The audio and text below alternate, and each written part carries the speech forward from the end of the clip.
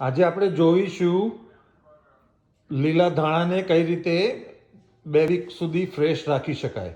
એના માટે મેં આ ધાણા મૂકવાનું કન્ટેનર મંગાવેલ છે એમેઝોનમાંથી.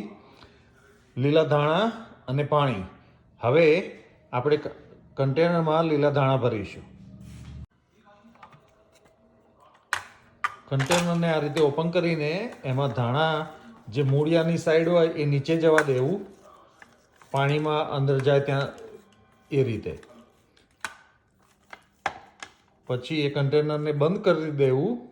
ધાણા અંદર મૂક્યા પછી કન્ટેનરને સરસ રીતે બંધ કરી દેવું.